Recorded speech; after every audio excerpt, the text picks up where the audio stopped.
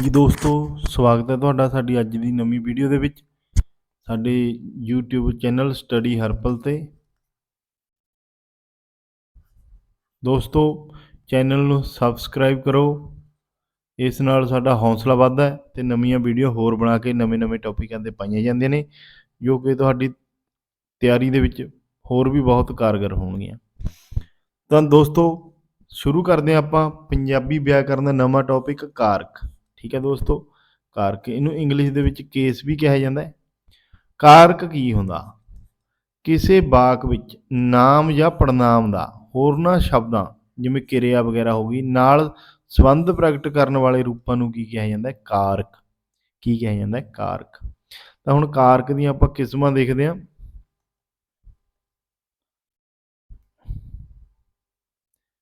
ਕਾਰਕ ਦੀਆਂ ਬੇਸਿਕਲੀ 8 ਕਿਸਮਾਂ ਨੇ। ਕਿੰਨੀਆਂ ਕਿਸਮਾਂ ਨੇ ਦੋਸਤੋ? 8। ਇਹ ਯਾਦ ਰੱਖਣਾ ਹੈ। ਸਭ ਤੋਂ ਪਹਿਲਾਂ ਆ ਗਿਆ ਕਰਤਾ ਕਾਰਕ। ਠੀਕ ਹੈ, ਕਰਤਾ ਕੌਣ ਹੁੰਦਾ? ਕਿਸੇ ਵਾਕ ਵਿੱਚ ਕੰਮ ਕਰਨ ਵਾਲੇ ਨਾਮ ਪੜਨਾਮ ਨੂੰ ਕੀ ਕਿਹਾ ਜਾਂਦਾ? ਕਰਤਾ ਕਾਰਕ। ਠੀਕ ਹੈ, ਜਿਵੇਂ ਸੁਰਿੰਦਰ ਸਬਕ ਪੜ੍ਹਦਾ ਤਾਂ ਇਹ 'ਚ ਸੁਰਿੰਦਰ ਸ਼ਬਦ ਕੰਮ ਕੌਣ ਕਰ ਰਿਹਾ? ਕਿਰਿਆ ਕੌਣ ਕਰ ਰਿਹਾ? ਸੁਰਿੰਦਰ। ਤਾਂ ਇਹ ਕਰਤਾ ਕਾਰਕ ਹੋ ਗਿਆ। ਐਵੇਂ ਕਰਮ, ਕਰਮ ਕਾਹਦੇ ਤੇ ਹੋ ਰਿਹਾ? ਜਿਵੇਂ ਇਹਦੇ ਵਿੱਚ ਸਬਕ ਸ਼ਬਦ ਕੀ ਸੀਗਾ? ਇਹ ਕਰਮ ਕਾਰਕ ਸੀਗਾ। ਠੀਕ ਹੈ, ਕਰਮ ਤੇ ਸੁਰਿੰਦਰ ਵਰਕ ਕਰ ਰਿਹਾ ਸੀ, ਉਹਨੂੰ ਪੜ੍ਹ ਰਿਹਾ ਸੀਗਾ ਸਬਕ ਨੂੰ, ਸੌਰੀ। ਠੀਕ ਹੈ, ਕਰਮ ਕਾਰਕ। ਜਦ ਕਿਸੇ ਵਾਕ ਦੀ ਕਿਰਿਆ ਦੇ ਕੰਮ ਦਾ ਪ੍ਰਭਾਵ ਕਰਤਾ ਤੋਂ ਛੁੱਟ ਦੂਜੇ ਨਾਮ ਜਾਂ ਪੜਨਾਮ ਤੇ ਪੈਂਦਾ ਹੈ। ਠੀਕ ਹੈ, ਹੁਣ ਪੜ੍ਹਦਾ ਕੀ ਸੀਗਾ? ਸਬਕ। ਤਾਂ ਇਹਦਾ ਮਤਲਬ ਪ੍ਰਭਾਵ ਕਿਰਿਆ ਦਾ ਸਬਕ ਤੇ ਪੈ ਰਿਹਾ ਸੀਗਾ। ਠੀਕ ਹੈ, ਹੁਣ ਜਗਦੀਸ਼ ਨੇ ਦੁੱਧ ਪੀਤਾ ਤਾਂ ਕਿਰਿਆ ਕੀ ਹੋਈ? ਪੀਤਾ। ਕੰਮ ਕਰਨ ਵਾਲਾ ਕੌਣ ਸੀ? ਜਗਦੀਸ਼। ਕਿਰਿਆ ਕਾਹਦੇ ਤੇ ਹੋਈ? ਦੁੱਧ ਤੇ। ਠੀਕ ਹੈ ਨਾ, ਤਾਂ ਵਰਕ ਕਾਹਦੇ ਤੇ ਹੋਇਆ? ਦੁੱਧ ਤੇ। ਦੁੱਧ ਪੀਣਾ ਆਪਣਾ ਕੰਮ ਸੀਗਾ ਤੇ ਉਹਨੂੰ ਕੀ ਕਹਾਂਗੇ ਆਪਾਂ? ਕਰਮ ਕਾਰਕ। ਰਾਜੂ ਨੇ, ਠੀਕ ਹੈ, ਦੋ ਤਰ੍ਹਾਂ ਦੇ ਕਰਮ ਹੋ ਸਕਦੇ ਨੇ। ਇੱਕ ਪ੍ਰਧਾਨ ਕਰਮ ਹੁੰਦਾ, ਆਪਾਂ ਪਹਿਲਾਂ ਵੀ ਦੇਖਿਆ ਸੀ, ਇੱਕ ਅਪ੍ਰਧਾਨ ਕਰਮ। ਠੀਕ ਹੈ, ਤਾਂ ਹੁਣ ਉਸਨੇ ਰਾਜੂ ਨੂੰ ਦੁੱਧ ਪਿਆਇਆ। ਠੀਕ ਹੈ, ਤਾਂ ਕੰਮ ਕਾਹਦੇ ਤੇ ਹੋਇਆ? ਇੱਕ ਰਾਜੂ ਤੇ ਹੋਇਆ, ਇੱਕ ਦੁੱਧ ਤੇ ਹੋਇਆ। ਠੀਕ ਹੈ, ਉਹਨੇ ਦੁੱਧ ਕਿਹਨੂੰ ਪਿਆਇਆ? ਰਾਜੂ ਨੂੰ। ਤੇ ਦੁੱਧ ਕਿਹਦੇ ਅੰਦਰ ਗਿਆ? ਰਾਜੂ ਦੇ।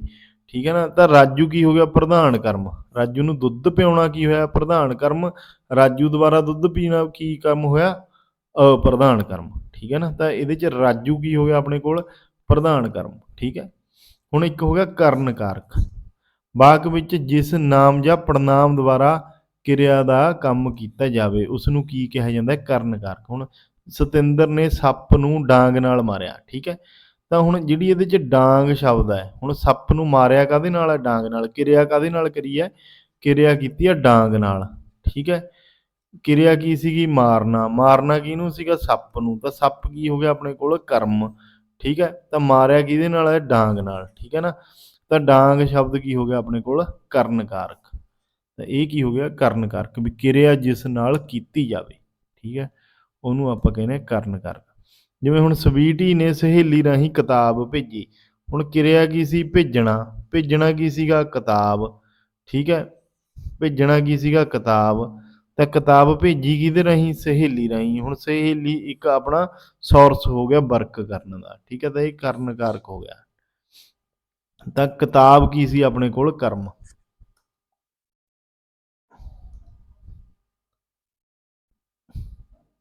ਸੰਪਰਦਾਨ ਕਾਰਕ। ਠੀਕ ਹੈ, ਸੰਪਰਦਾਨ ਕਾਰਕ ਕੀ ਹੁੰਦਾ ਦੋਸਤੋ? ਵਾਕ ਵਿੱਚ ਜਿਸ ਨਾਮ ਜਾਂ ਪੜਨਾਮ ਲਈ ਵਾਕ ਦਾ ਕਰਤਾ ਕੰਮ ਕਰਦਾ ਹੈ। ਠੀਕ ਹੈ ਨਾ, ਵੀ ਵਾਕ ਦਾ ਜਿਵੇਂ ਕਰਤਾ ਹੈ ਪਿਤਾ ਹੈ। ਪਿਤਾ ਨੇ ਬੱਚੇ ਲਈ ਮੁਸ਼ੱਕਤ ਕੀਤੀ। ਉਹਨੇ ਵਰਕ ਕੀਤਾ, ਮਿਹਨਤ ਕੀਤੀ। ਕਾਹਦੇ ਲਈ ਕੀਤੀ? ਬੱਚੇ ਲਈ। ਠੀਕ ਹੈ, ਉਹਨੇ ਆਪਣਾ ਆਪਾ ਬੱਚੇ ਲਈ ਵਾਰਿਆ। ਜਿਵੇਂ ਭਗਤ ਸਿੰਘ ਨੇ ਦੇਸ਼ ਲਈ ਸ਼ਹੀਦੀ ਦਿੱਤੀ ਤਾਂ ਉਹਨੇ ਕੰਮ ਕਿਹਦੇ ਲਈ ਕਰਿਆ? ਦੇਸ਼ ਲਈ। ਠੀਕ ਹੈ, ਤਾਂ ਇਹ ਕੀ ਹੋ ਗਿਆ? ਸੰਪਰਦਾਨ ਕਾਰਕ। ਪ੍ਰਿੰਸੀਪਲ ਰਾਮ ਸਿੰਘ ਨੇ ਕਾਲਜ ਵਾਸਤੇ ਦਿਨ ਰਾਤ ਇੱਕ ਕੀਤਾ। ਉਹਨੇ ਦਿਨ ਰਾਤ ਇੱਕ ਕਿਹਦੇ ਕਰਕੇ ਕੀਤਾ? ਕਾਲਜ ਵਾਸਤੇ। ਠੀਕ ਹੈ ਨਾ, ਤਾਂ ਇਹ ਸੰਪਰਦਾਨ ਕਾਰਕ ਹੋ ਗਿਆ।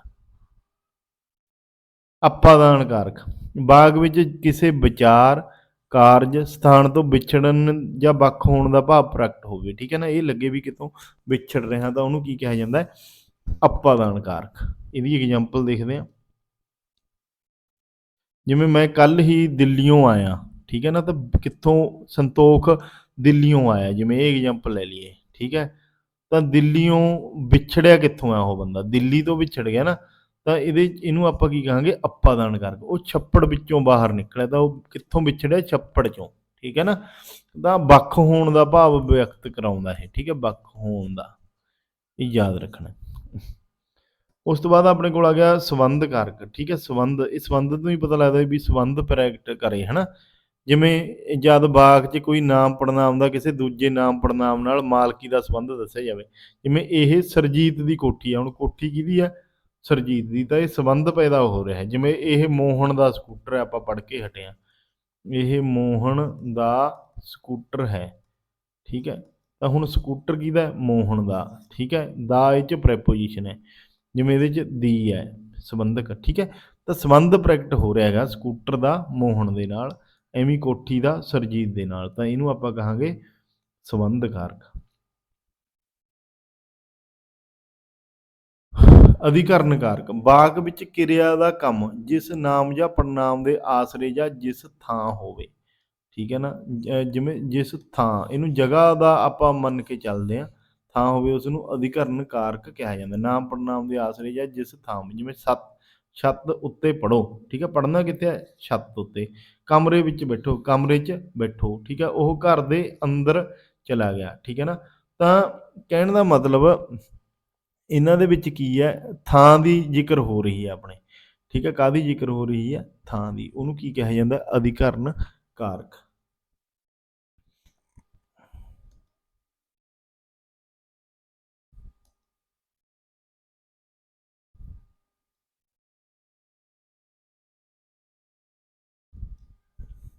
ਸੰਬੋਧਨ ਕਾਰਕ, ਹੁਣ ਇਹ ਕਿਸੇ ਨੂੰ ਬੁਲਾਉਣ ਲਈ ਜਿਹੜੇ ਸ਼ਬਦ ਵਰਤੇ ਜਾਂਦੇ ਨੇ, ਜਿਵੇਂ ਓਏ, ਉੱਲੂਆ, ਨੀ, ਬੰਤੋ, ਇਹ ਬਿਸਮਿਕ ਵਾਲੇ ਸ਼ਬਦ ਹੀ ਨੇ, ਠੀਕ ਹੈ। ਉਹਨਾਂ ਨੂੰ ਕੀ ਕਿਹਾ ਜਾਂਦਾ, ਸੰਬੋਧਨੀ ਕਾਰਕ, ਠੀਕ ਹੈ। ਹੁਣ ਆਪਾਂ ਇਹਦੇ ਕੁਝ ਐਗਜ਼ਾਮਪਲਾਂ ਕਰਦੇ ਹਾਂ। ਵਾਕ ਵਿੱਚ ਨਾਮ ਜਾਂ ਪੜਨਾਮ ਦਾ ਹੋਰਨਾਂ ਸ਼ਬਦਾਂ, ਕਿਰਿਆ ਆਦਿ ਨਾਲ ਸੰਬੰਧ ਪ੍ਰਗਟ ਕਰਨ ਵਾਲੇ ਸ਼ਬਦਾਂ ਨੂੰ ਕੀ ਕਿਹਾ ਜਾਂਦਾ ਦੋਸਤੋ, ਕਾਰਕ। ਤਾਂ ਪਹਿਲੇ ਦਾ ਆਨਸਰ ਕੀ ਆਊਗਾ ਆਪਣੇ ਕੋਲ, ਕਾਰਕ। ਤਾਂ ਇਹਨੂੰ ਆਪਾਂ ਨੇ ਕੀ ਲਿਖ ਦੇਣਾ, ਕਾਰਕ। ਇਹਨੂੰ ਮੈਂ ਅੱਗੇ ਲੈ ਕੇ ਚੱਲਦਾ।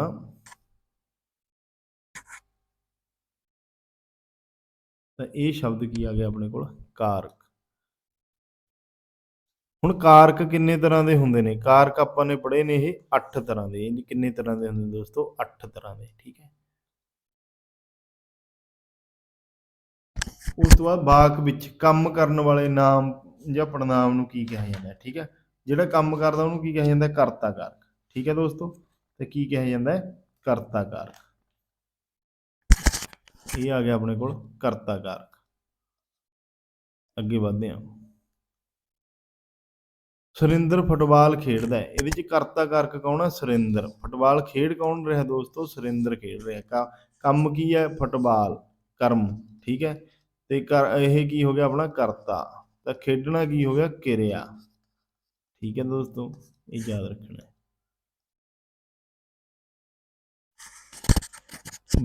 ਵਾਕ ਵਿੱਚੋਂ ਕਾਰਕ ਲੱਭਣ ਲਈ ਹੋਰ ਕਿਹੜੇ ਸਾਧਨਾਂ ਦੀ ਵਰਤੋਂ ਕੀਤੀ ਜਾਂਦੀ ਹੈ, ਅੰਦਾਜ਼ਾ ਲਾ ਕੇ ਨਹੀਂ, ਮਨਮਰਜ਼ੀ ਨਾਲ ਨਹੀਂ, ਠੀਕ ਹੈ, ਪ੍ਰਸ਼ਨ ਪੁੱਛ ਕੇ, ਠੀਕ ਹੈ। ਇਹ ਥੋੜਾ ਜਿਹਾ ਜੇ ਕਾਰਕਾਂ ਬਾਰੇ ਆਪਾਂ ਨੂੰ ਪਤਾ ਕਰਨਾ ਹੋਵੇ, ਆਪਾਂ ਪ੍ਰਸ਼ਨ ਪੁੱਛ ਸਕਦੇ ਜਿਵੇਂ ਫੁੱਟਬਾਲ ਕੌਣ ਖੇਡ ਰਿਹਾ ਹੈ, ਠੀਕ ਹੈ, ਐਵੇਂ ਦੀਆਂ ਗੱਲਾਂ।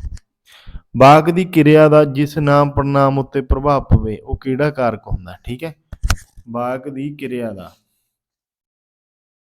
ਕਿਹੜੇ ਤੇ ਹੋਊਗਾ, ਠੀਕ ਹੈ, ਪ੍ਰਭਾਵ ਹੋਊਗਾ ਕਰਮ ਤੇ। ਹੁਣ ਕਿਰਿਆ ਕਾਹਦੇ ਤੇ ਪ੍ਰਭਾਵ ਪਾਊਗੀ, ਕਰਮ ਤੇ। ਕਰਤਾ ਹੋਊਗਾ ਕਰਨ ਵਾਲਾ, ਤੇ ਕਿਰਿਆ ਦਾ ਪ੍ਰਭਾਵ ਕਾਹਦੇ ਤੇ ਪਊਗਾ, ਕਰਮ ਤੇ, ਠੀਕ ਹੈ। ਤਾਂ ਆਪਾਂ ਕੀ ਕਹਾਂਗੇ, ਕਰਮ ਕਾਰਕ। ਇਹਦਾ ਆਨਸਰ ਕੀ ਆਊਗਾ, ਕਰਮ ਕਾਰਕ। ਜਿਵੇਂ ਰਾਮ ਫੁੱਟਬਾਲ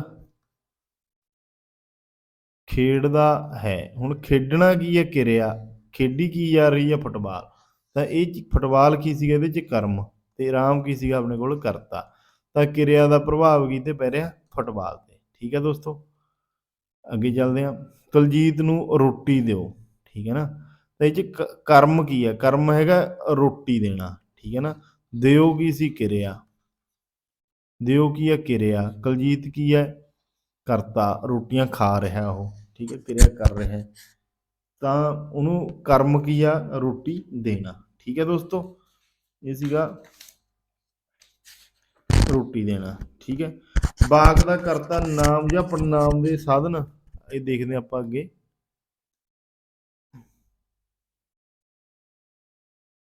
ਵਾਕ ਦਾ ਕਰਤਾ ਨਾਮ ਜਾਂ ਪੜਨਾਮ ਨੂੰ ਸਾਧਨ ਬਣਾ ਕੇ ਕੰਮ ਕਰੇ, ਠੀਕ ਹੈ। ਸਾਧਨ ਕੀ ਸੀ, ਜਿਵੇਂ ਆਪਾਂ ਨੇ ਕਿਹਾ ਸੀਗਾ ਉਹ ਸੱਪ ਨੂੰ ਸੋਟੀ ਨਾਲ ਮਾਰਿਆ, ਠੀਕ ਹੈ। ਤਾਂ ਉਹ ਕਰਨ ਕਾਰਕ ਹੁੰਦਾ, ਕਿਹੜਾ ਕਾਰਕ ਹੁੰਦਾ, ਕਰਨ ਕਾਰਕ। ਵੀ ਕੰਮ ਕਾਹਦੇ ਨਾਲ ਕਰਿਆ ਜਾ ਰਿਹਾ ਹੈ, ਕੰਮ ਕਿਸ ਨਾਲ ਕਰਿਆ ਜਾ ਰਿਹਾ ਹੈ। ਜਿਵੇਂ ਕ੍ਰਿਕਟ ਖੇਡੀ ਜਾਂਦੀ ਹੈ, ਰਾਮ ਕ੍ਰਿਕਟ ਖੇਡ ਰਿਹਾ ਹੈ, ਠੀਕ ਹੈ, ਖੇਡ ਰਿਹਾ ਹੈ, ਕਾਹਦੇ ਨਾਲ ਖੇਡੂਗਾ, ਬੈਟ ਨਾਲ ਤੇ ਬਾਲ ਨਾਲ, ਠੀਕ ਹੈ। ਤਾਂ ਹੁਣ ਉਰੇ ਕੰਮ ਕਾਹਦੇ ਨਾਲ ਹੋ ਰਿਹਾ, ਬੈਟ ਬਾਲ ਨਾਲ। ਕ੍ਰਿਕਟ ਖੇਡੀ ਕਾਹਦੇ ਨਾਲ ਜਾਊਗੀ, ਬੈਟ ਬਾਲ ਨਾਲ, ਠੀਕ ਹੈ। ਤਾਂ ਉਹ ਕੀ ਹੈ, ਕਰਨ ਕਾਰਕ।